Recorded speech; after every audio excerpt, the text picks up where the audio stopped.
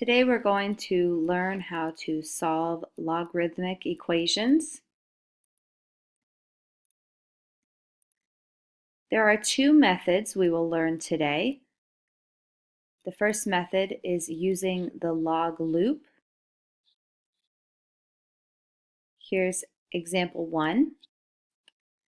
It says solve the equation log base 9 of x equals 3/2.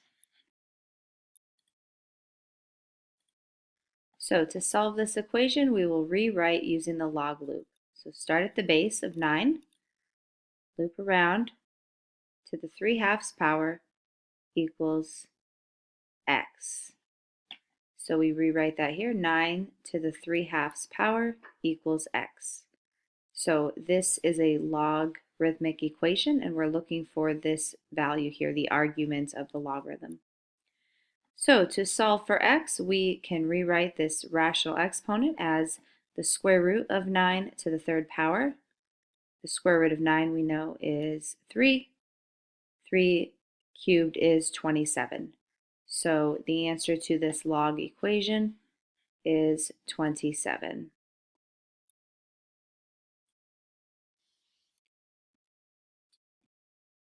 Example 2, using the same method, the log loop, we have log base x of 64 equals 3/2. This problem is different than example 1 because we are now solving for the base of the logarithm. We will still solve the equation using the log loop. So we'll start at the base x.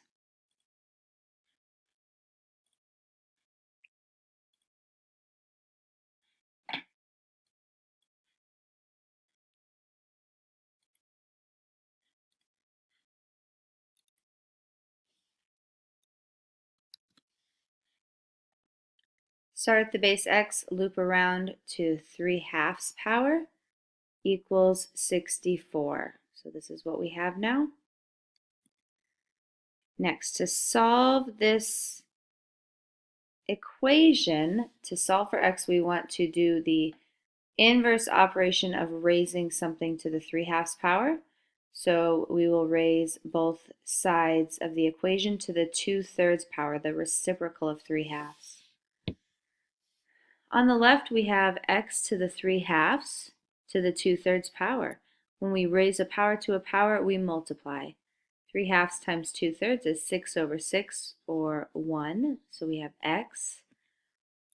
On the right-hand side, we have the 64 to the 2/3, which is the same as the cube root of 64 squared. And the cube root of 64 is 4, and 4 squared gives us 16.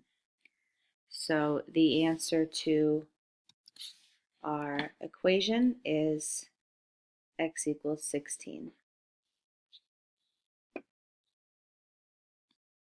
Now we will move on to a second method for solving logarithmic equations. Method 2 uses the property of equality for logarithmic functions. This comes directly from your textbook. This property states if b is a positive number other than 1, then log base b of x equals log base b of y if and only if x equals y. The first conditional, then, for example, if log base 5 of x equals log base 5 of 8, then x equals 8. So since the bases match, the bases are both 5, we can simply say that here x is equal to 8. And this is going to be the focus of the lesson, is this first conditional statement.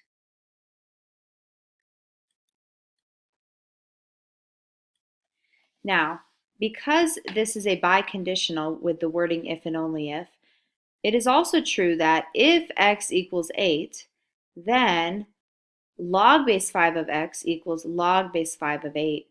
What that means is we can take the log base 5 of both sides of this equation. Actually, we can take the log base any number greater than 1 of both sides of an equation. Let's use method 2 to solve an equation. Here's example 3. We have log base 7 of x plus 2 equals log base 7 of 6x minus 3. We see that we have a log on both sides of the equation and the bases match. Both bases must be the same. Here in this case it is 7. Since that's true, we can set the arguments of the logarithms equal to each other. So we're going to set x plus 2 equal to 6x minus 3. Now we simply solve by subtracting x from both sides and adding 3 to both sides. Doing that, we get 5 equals 5x, and then divide both sides by 5.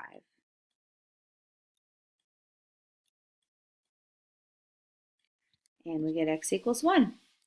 Whenever we solve a logarithmic equation, we should always check our solution.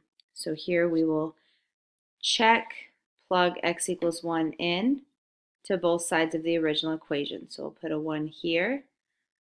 Log base 7 of 1 plus 2 equals log base 7 of 6 times 1 minus 3. So we plugged 1 in here for this x. Simplifying, we have log base 7 of 3 equals log base 7 of 3. And we can take the log of a positive number, so our answer checks out. So our solution is x equals 1.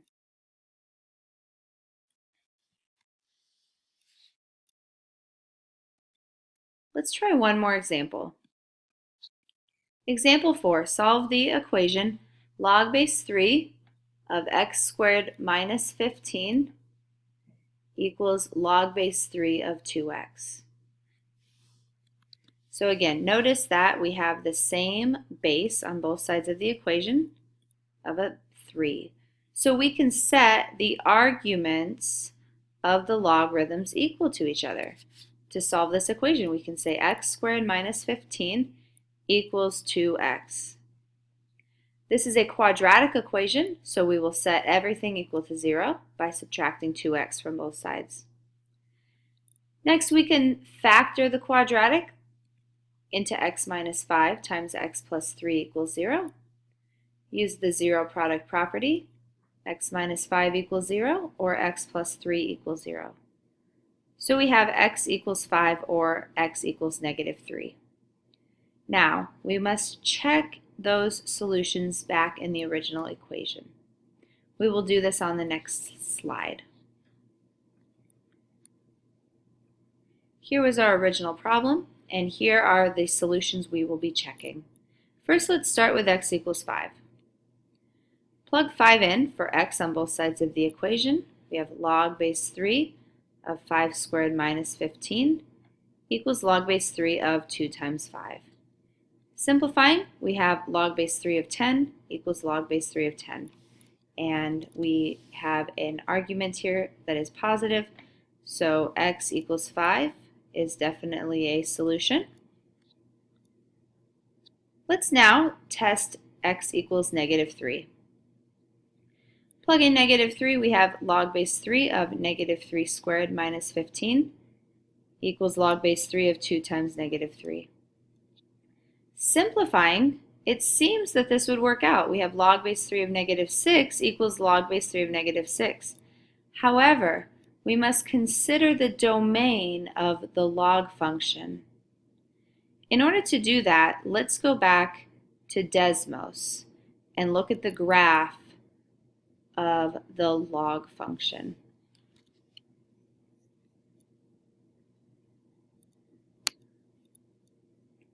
Last time we graphed y equals 2x and its inverse x equals 2y. We remember that these graphs show a reflection over the line y equals x. I will hide the exponential graph for now. And we will just look at this log graph. Now remember, x equals 2 to the y, we don't normally write it like this. We want to write it as y equals. We write that in log form as y equals log base 2 of x. So the graph you see here is log base 2 of x. Now let's look at the domain of this graph. Remember, the domain is 0 to infinity. The x's get smaller and smaller. They approach a vertical asymptote. The vertical asymptote is at x equals 0. So we can zoom out and see that this graph will never cross that line, which means that x can never equal 0, and x can never be negative. So in this log function, this x value here and this x value here can never be negative, and it can never equal 0. So back in our problem,